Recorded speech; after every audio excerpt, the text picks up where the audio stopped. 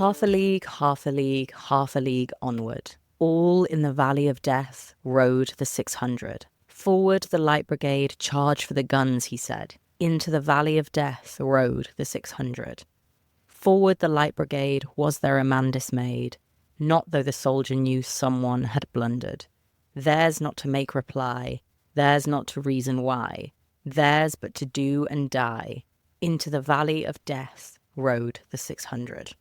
Welcome to Beyond the Verse, a poetry podcast brought to you by the team at permanalysis.com and Poetry Plus. I'm Joe and I'm here with my co-host Maya, who just beautifully read the opening two stanzas of today's poem, Alfred Lord Tennyson's The Charge of the Light Brigade. We're going to be discussing a range of themes today, including the importance of metre in the poem, writing the real world, and how the poem was able to shape the Victorian conversation. But before we get into the poem itself, Maya, can you tell us a little bit more about Tennyson as a man and as a poet?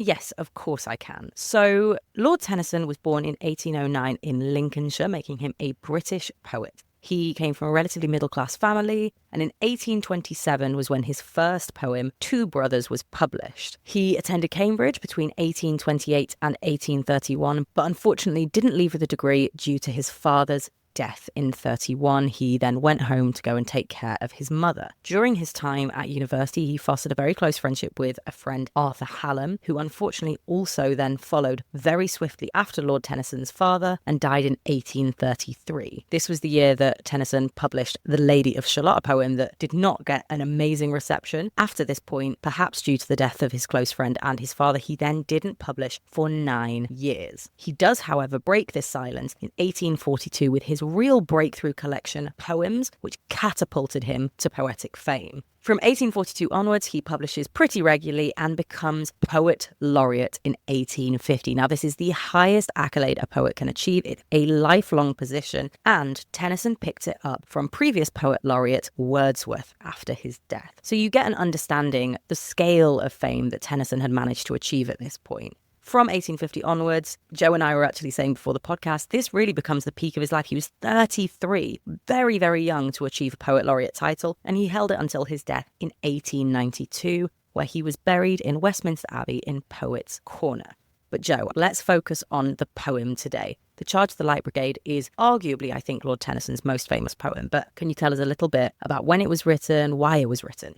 Thanks, Mark. That was great. And I'd love to just focus in on some of those dates there. So you're absolutely right. 1850 is when he becomes Poet Laureate, replacing William Wordsworth. And crucially, this poem is published 4 years later in December of 1854. And the reason that's so important is kind of naturally, in order to be even considered eligible for Poet Laureate, you need to be publishing some pretty major, significant, well-respected work already. It's fairly unusual for Poet Laureates to actually be publishing their finest work while in the position itself. And that really lends an extra cultural weight to the poem, which we're going to talk about a little bit later on. But in terms of the poem's immediate context, it was inspired by a real-life battle that took place on the 25th of October 1854 between the British forces and the Russian forces at the Battle of Balaclava in the Crimean War. The Crimean War ran from 1853 to 1856. And the kind of thing we need to get out of the way straight away is to establish that this was a disastrous encounter for the British. The Light Brigade, as the name suggests, was a light cavalry division.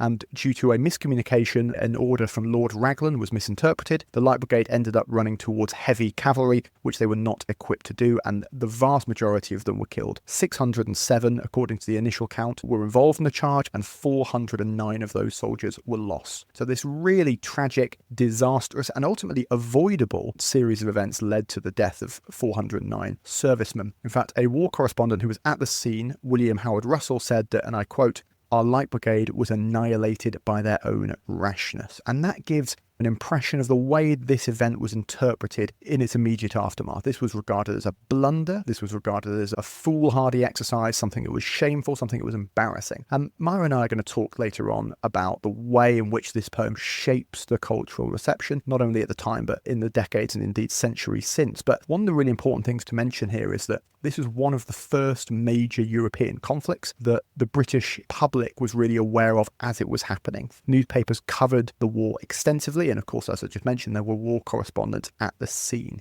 Now, in terms of getting a chronology here, as I mentioned, the charge itself took place on the 25th of October. Now, the first article that appeared in the Times newspaper that Tennyson read was published on the 13th of November, so just over 2 weeks later. Now, Tennyson wrote his poem in a matter of minutes, it seems, on the 2nd of December 1854. So again, we're talking weeks after the event, and even fewer weeks after the event became known to the British public. And the poem was published just 1 week later, the 9th of December, in the Examiner. So from the event that inspired the poem to the poem's publication, we're talking about as little as 6 to 7 weeks. So this really, really fast turnaround. As I mentioned, we're going to talk a little bit about that later on. Now, this episode began with Maya beautifully reading those first 2 stanzas. And I'm going to throw it back to you, Maya, because where would you like to begin in that first stanza in particular? Where do we dive into this poem? Well, Joe, I think the best option for us is to dive right in at the start, those first 2 lines that are a very simple repetition of the words half a league, half a league, half a league onward. And I emphasize the words that way because Tennyson has written this poem in a very specific meter, and that meter is dactylic dimeter, where the first syllable is stressed and the following 2 are unstressed. Now, what this does is create a sonic feeling very similar to that of a horse galloping. If again, I repeat, half a league, half a league, half a league onward, you get this sense of a rolling forward. And I think it's such a brilliant way to start this poem, especially given we've already been given the context by Joe that this is a charge of cavalry moving towards their really impending death. There is a sense of movement and heaviness here that I think you get from the absolute outset. But Joe, I guess the question I really have is, given that you immediately have this sense of movement forward, but you and I have gone into this poem, we know the context, we know that, of course, so many of these young men don't return. How do you think that impacts a fresh reader coming into this poem and understanding it from the outset? It's a really good question. I suppose the first thing that comes to mind is how the meter grabs the reader's attention. And again, I say reader, of course, it's worth remembering that a lot of Tennyson's works were read in public spaces, and they would have been read by somebody who had the newspaper, the Examiner, when they first bought it. They might have read it to friends or family. So it really does lend itself to being listened to aloud. And it's worth noting that the most common metrical foot in English poetry is the I am. And the I am is a metrical foot in which there are 2 syllables, unstressed, followed by stressed. And that is much more reminiscent of most natural speech in the English language, because we tend to start from an unstressed position and grow with emphasis as the syllable continues. A lot of words in the English language naturally are I ams. We kind of grow in intensity. So whenever we have a metrical pattern, whether it's trochees or whether it's dactyls, that has the stress on the first syllable, we're slightly wrong-footed from the start because the emphasis is seized immediately. So in addition to the evocation of the horses galloping, which is a great point, Maya, I think what the meter serves to do is create a soundscape that is incredibly audibly distinctive. This is unlike other poems because other poems don't tend to use dactyls in this way. It's quite an unusual meter, even for Tennyson. And I think what that immediately does is it emphasizes the fact to the reader that this is something that has gone wrong. This is something contrary to what they expect, just as, of course, the disaster itself was an aberration. It was a disaster. It was something that had not gone to plan. So by flipping the kind of expected pattern of syllables, normally, as I said, we go from unstressed to stressed, to have the stressed syllable first, I think immediately puts the reader in mind that something here is not as it should be. I really love that idea that something is not as it should be. And I think what really stands out to me, especially in these opening 2 lines, is that if you take a standard race, for example, if you take anyone who's traveling anywhere, your journey generally has a destination. So as you're mentioning distances, those distances would tend to get shorter. If you're running a race, you go from 100 meters to 50 meters to 25 meters to the finish line. And yet here, this repetition of the same distance, constantly repeating another half a league, which I believe is around 1.5 miles. It just serves to emphasize that these soldiers are going in no particular direction. There is a sense of randomness here. There is a sense of lack of direction. And I think, of course, yes, that refers specifically to the cavalry and to the journey they're taking, but also the lack of direction from their superiors. And I think it's such a powerful way to start a poem that Joe and I will go on to discuss was written so quickly. And there are so many layers to it. I'm so glad you mentioned the repetition of that half a league and talked actually about the specifics of that measurement of distance, because one of the things I really like about the poem and I really admire about it is its ability to seamlessly move from the literal to the abstract in terms of place, in terms of distance, and in terms of the significance of events. Half a league obviously is a technical term, it's a measurement of distance, as you mentioned, and it's immediately followed by the third line, all in the valley of death. And what I love about that is we move seamlessly from real, quantifiable measurements of distance to an abstract location that nevertheless resembles a real place, a valley. We can all picture a valley. We've all probably seen a valley. And yet this is not any valley on earth. This is some kind of evocation of the underworld. And what Tennyson is therefore able to do is take this disastrous event, this event that most of the British public immediately were very scornful of, very embarrassed by, and elevate it to some kind of spiritual struggle against evil. It's no longer simply a group of men that made bad decisions in the battle against other men, but actually the poem immediately becomes something far more abstract. And of course, the Valley of Death is a clear evocation of the Bible, Psalm 23:4. Though I walk through the valley of the shadow of death, I shall fear no evil, for God is with me. So once again, what Tennyson is doing here, and we're going to talk about this later on, is Tennyson is trying to change the cultural conversation. Tennyson is trying to, without diminishing the tragedy and without diminishing the folly, he is trying to elevate the bravery of the soldiers involved in this conflict. And by doing that, by creating a link between the charge of the Light Brigade and the idea that you're doing something with God on your side, and he uses the biblical evocation and the merging, the blending, the conflation of physical and abstract space in order to do that.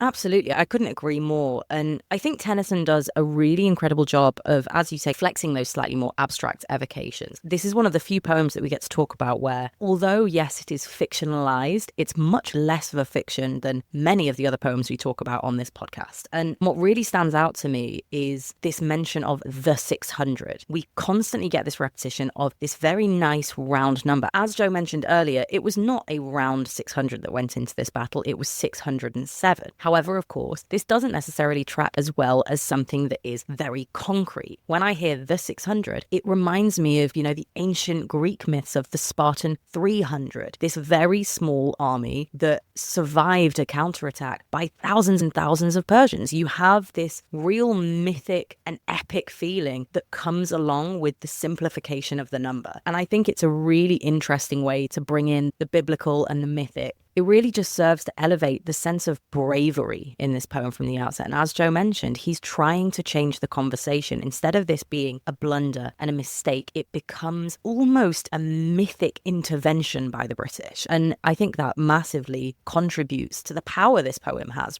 I think that's absolutely spot on, Mara. I think the evocation of the Battle of Thermopylae is a really interesting way to access Tennyson's psyche in terms of what he was trying to do with this poem. And of course, many modern readers, and I'm sure many of our listeners, will be very familiar with that battle. It was popularised in the movie 300, 15 years ago or so. And again, it's that classic archetypal story of the underdog overcoming some insurmountable force. And I think just to kind of make a comparison, it offers an interesting insight into what Tennyson's trying to do here, because in the aftermath of that battle, there was a Greek poet by the name of Simonides who wrote an epitaph, and the epitaph is roughly translated to this: "Go tell the Spartans, passer-by, that here, obedient to her laws, we lie." What that effectively means is that the Spartans wanted their legacy, wanted their sacrifice to be told, to be reminded that they knew they were going in to die, but they were willing to do it because they were in defense of something larger. They were in defense of their country, their city, their families, etc. Now, again, it's really important for us to emphasize that that was not the way that the Charge of the Light Brigade had been interpreted initially.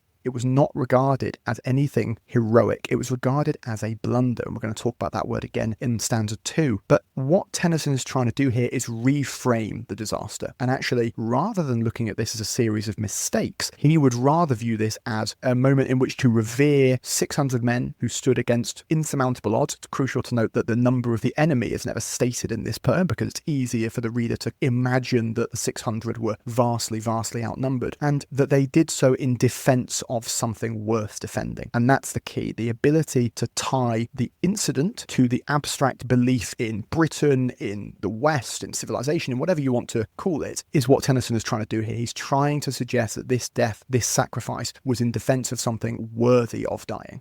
It's a really interesting point you make there, Joe, and I want to throw it back to you again to really focus on something that I think gets missed in this poem quite a lot, which is the direct speech that we get. Of course, we've spoken about how Lord Raglan was the one that gave the order and it was misinterpreted. However, we really don't get the sense in this poem that there is a lack of intention. It doesn't seem miscommunicated. We have "Forward the Light Brigade, charge for the guns," he said. And the anonymity of the he is something I'd really like to focus on. So why do you think Tennyson doesn't name drop? Why do you think he just makes it a general or a generic he?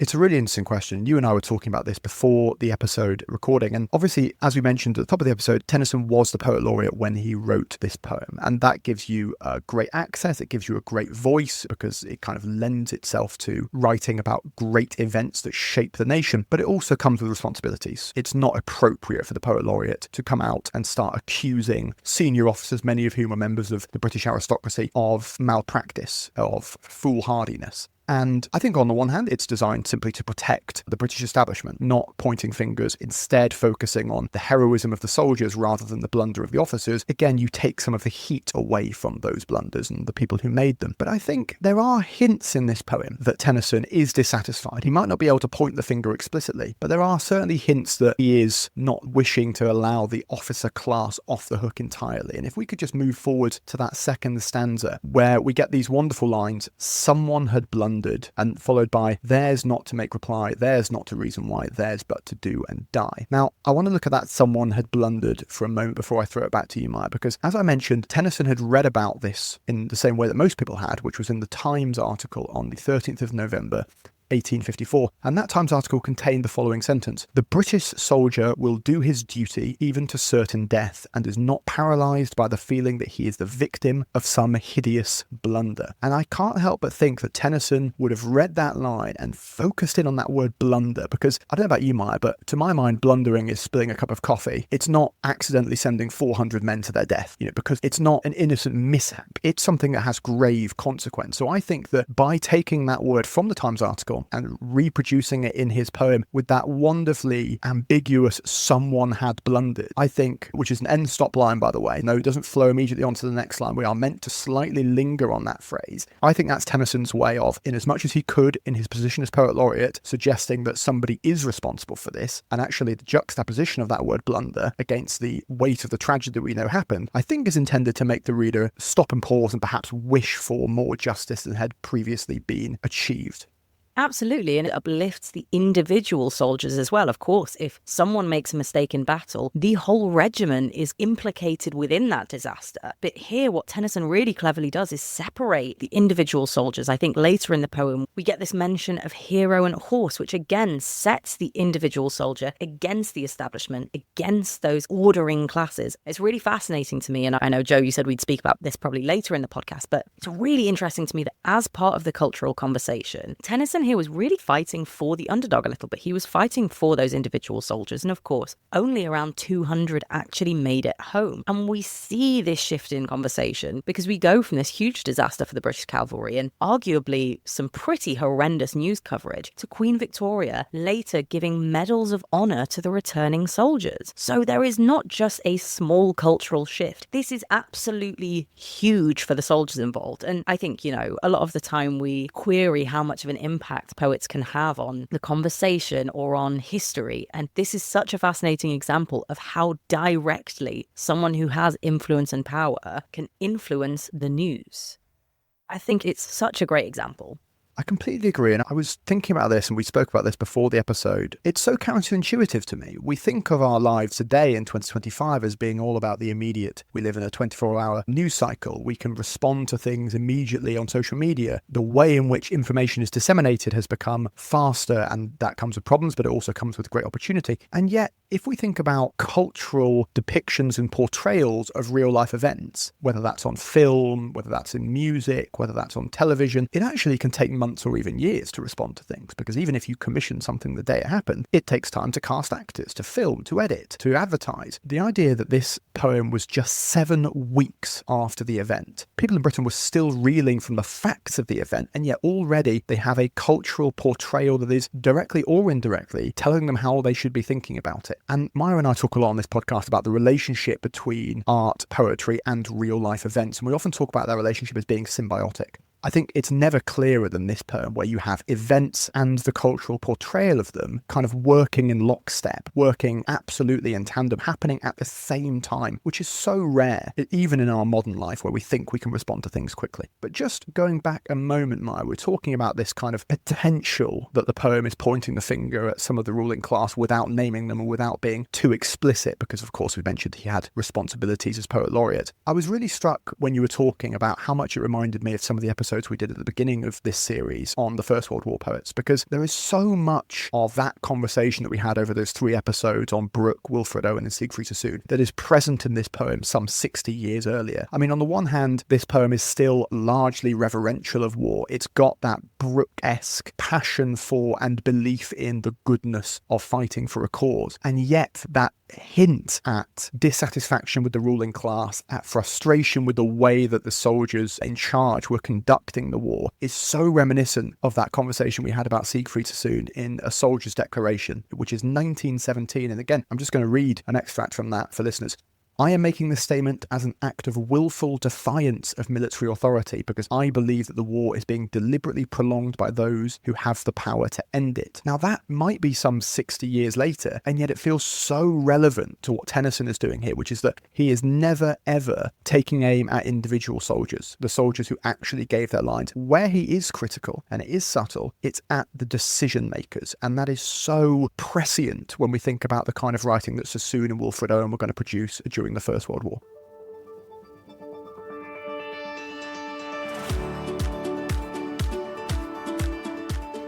Now, whether you're a first-time listener to Beyond the Verse or whether you've been here for all of our episodes to date, the best way to continue your journey into understanding poetry is to sign up for a Poetry Plus membership at poemanalysis.com. There are numerous member benefits, including a weekly newsletter, access to exclusive PDFs, including over 300 in our PDF learning library, expert help, and many more benefits beside. So sign up now for a Poetry Plus membership at poemanalysis.com.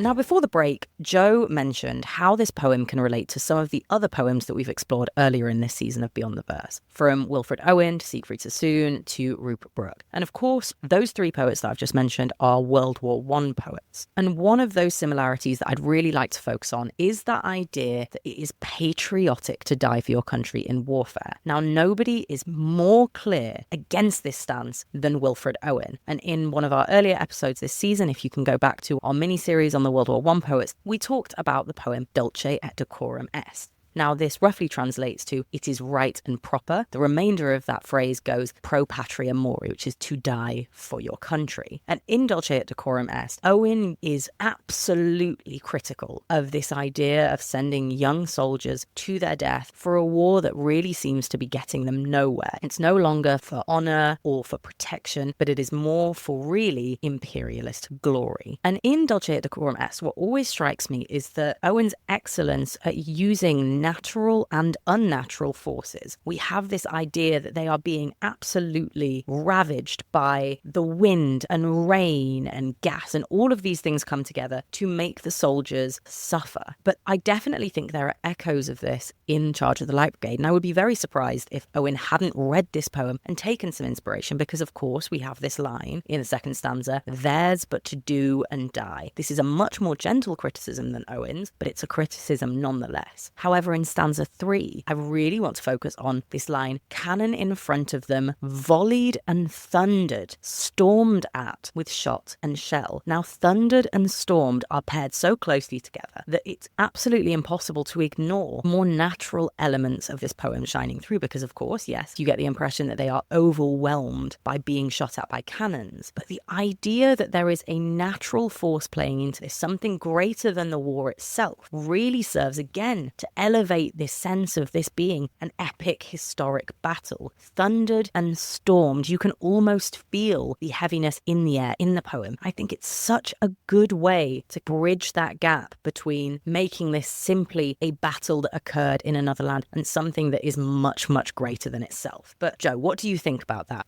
I think you're absolutely spot on, Maya, and I think the comparison to Owen is really apt. And when we did that mini-series, and in that Owen episode, we talked about a poem, Strange Meeting. And one of the things that we talked about was how Owen uses hell as an escape. He says, escape to hell. And the effect of that is to say that the trenches are so much worse than hell. The idea that hell would somehow be a reprieve from the horrors of the trenches. And that kind of imagery about the battleground, about the trenches being hell as baseline is so informed by poems like this one. So if we look at the end of stanza 3, we get the evocation of the jaws of death, and then Tennyson states, into the mouth of hell. So there's two things I want to look at there. First and foremost, it's the jaws and the mouth, the idea that hell and death are some kind of ravenous beast that are going to physically consume the soldiers. And again, the idea of hell as being something with a mouth, with jaws that eats you, is really, for my mind, drawing on the work of Dante, in particular in Paradise Lost, where the figure of the devil, the figure of Lucifer, is shown to eat and chew upon the bodies of the worst sinners in history for all eternity. The likes of Judas, Brutus and Cassius are all being chewed upon by this three-headed beast. And by doing so effectively, Tennyson is contributing to that kind of cliche, the idea that battlefield, being a war, is like being in hell. And that really lays the groundwork for people like Owen to then subvert that expectation by saying, actually, no, hell would be an improvement. So it's fascinating to see how a war poem like this, despite being 60 years prior to the First World War, it seems to be in dialogue with some of those poems that we talked about in that mini-series. And by describing these soldiers charging into the mouth of hell, what Tennyson is doing is he's almost suggesting that they are repeating Christ's mission. They are descending into hell to save the righteous. And once again, this is designed to elevate the heroism of the individual soldiers. This battle was considered a disaster. Tennyson is not only saying it wasn't a disaster entirely, but he's actually suggesting it was doing the Lord's work. So moving through the poem, Maya, can you tell us a little bit about stanza 4 and where you'd like to look in that stanza?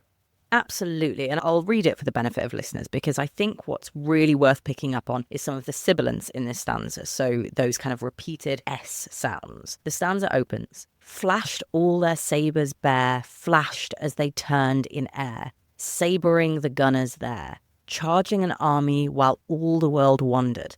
Plunged in the battery smoke, right through the line they broke, Cossack and Russian, reeled from the sabre stroke, shattered and sundered. Then they rode back, but not the 600. Now, if you take these sounds at a very basic level, of course, if you have this hissing S sound, it's generally seen to be quite soft, quite gentle, against these more plosive B sounds, which are generally seen as quite harsh, and of course, very literally in this poem, represent a breaking through. But what I love about the way that these S sounds come through in this stanza in particular is that you are not being presented with Englishmen who are soft. We have seen consistently throughout this poem that these soldiers are being uplifted, and yet what the poet has so successfully managed to do is still offer them a little bit of humanity, because of course, put yourself in their shoes. If you're in a war and you're facing heavy gunfire, cannons, artillery, and you're going in on a fast horse with a sword, you are so unlikely to succeed. And yet the bravery of these soldiers is something that is uplifted time and time again. They're flashing their sabres. There's a real emphasis that's put on the fact that they are charging into this situation and they are not scared. There is not a sense that they are hiding. They are not running away. They are running into and through. And you get a resolution. You have this moment at which they break through the line. And after this, the S sounds become really, really present. The saber stroke that shattered and sundered. And I really think that this is the moment at which there is a turning point. There's a volta in this poem, because here is the crux of the action. Here is where not the 600 ride back. This is the moment of loss. And yet we have been presented a picture in which there is no fear here. There is bravery and honour. And it's such a fantastic point from Tennyson to use these kind of generally quite soft sounds to actually serve the exact opposite purpose. He's not softening the soldiers. He's not making them weak. He's making them strong. But what do you think, Joe? That was brilliant, Maya. Really, really interesting discussion of that soundscape. And another evocation of the later poetry of Wilfred Owen. I think we spoke a lot about his vivid soundscapes of the battlefield. The thing I always think about the contrast of the sibilants against those plosive sounds is that it's reminiscent of the journey of the soldiers themselves. That kind of whistling of the bullets and of the cannon fire as it goes past is really evoked by the sibilant, but then juxtaposed by that thudding plosive sound, which could be the impact of said bullet or said cannonball. And it's that kind of overwhelming soundscape of whistling and thudding sounds throughout that stanza that really puts the reader in mind of how these soldiers must have experienced this charge. I mean, it's utterly terrifying, the idea that you'd be overwhelmed by sounds, any one of which could signal your impending death. So I just started to pick up on a subtle difference between stanza 3 and stanza 5 of the poem, because the first 3 lines of stanza 3 are about the position of the cannons in relation to the light brigade. We're told they're to the right of them, to the left of them, and in front of them. But then when we go forward to stanza 5, they are still to the right and to the left, but they are now behind them. Now, on the one hand, this could simply suggest that the light brigade has turned around and is now in retreat, which of course we know they did, but we also have that sense now that perhaps they are being surrounded by this cannon fire. And it works nicely with that point I was making earlier on about the description of hell and death being focused on the image of a mouth or of a set of jaws, because what we have here is the implication that the light brigade has been somehow consumed by the enemy. The enemy is all consuming. They now surround them. There is no escape from this. Now, earlier on, Maya mentioned the significance of the horse and hero. And again, we get this image again in stanza 5, while horse and hero fell. And what I think is interesting about that is that both of them are singular. We know, of course, there were hundreds of men and hundreds of horses, but the decision that Tennyson makes to view that loss in the singular, I think, is designed to evoke the memory of famous heroes and horses throughout literary and cultural history. So listeners today might be familiar with the film War Horse, based on the 1982 Michael Morpurgo book of the same name. And there is something really interesting throughout human history of relationship between kind of a heroic figure and their steed and their horse. I mean, we could go to examples from earlier in the 20th century, like Tolkien, who has many such examples. But we can go back to ancient myth as well, which was a regular inspiration for Tennyson, thinking about the example of Pegasus and the Greek hero Bellerophon, thinking about Achilles and his horses from Homer, thinking, of course, about the example of Alexander the Great and his horse Bucephalus. This relationship between an individual hero and their horse is being evoked here by the decision to use the singular rather than the plural. And what that does is it serves to elevate each individual member of the Light Brigade, who, remember, up to this point we've largely viewed as a collective 600. We now get to view each of them as heroic in their own right, with their own individual story, their own individual heroism. Because as I mentioned, the examples I've just given are all very distinct. Bellerophon is not the same as Alexander, not the same as Achilles, etc., etc. So what this singular description does is it allows the reader to view each one of the 600 as distinct, as having their own story,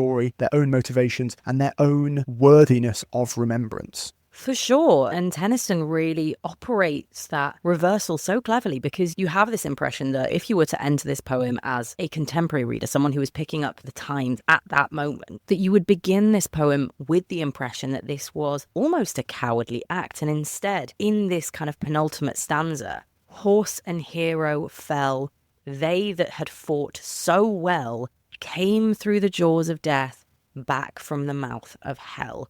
There is absolutely no way that you can view this specific piece of writing as critical of the soldiers themselves. There is an absolute heroism to this. And I think it's really a beautiful sentiment because, of course, as you mentioned earlier, Tennyson does have a responsibility as poet laureate to uplift his country. Of course, he's in a position of power, and yet he's using that power to really pay attention to individual stories. And I think it's a really honourable thing to do because, of course, a lot of the time when we talk about history, you know, we say history is written by the winners. This is an example where I don't believe personally that the 600 were the winners. Never mind the fact that 409 of them were lost. This is a story about loss. This is a poem about great loss, but also great victory in the sense that individuals are honoured. And I think what Tennyson does here is offer a really unique perspective because he is balancing all at once this great responsibility of writing on behalf of and for his country, but also being very sensitive to individual causes. And I think it's never more evident than in this final stanza of the poem, where Tennyson says, "When can their glory fade?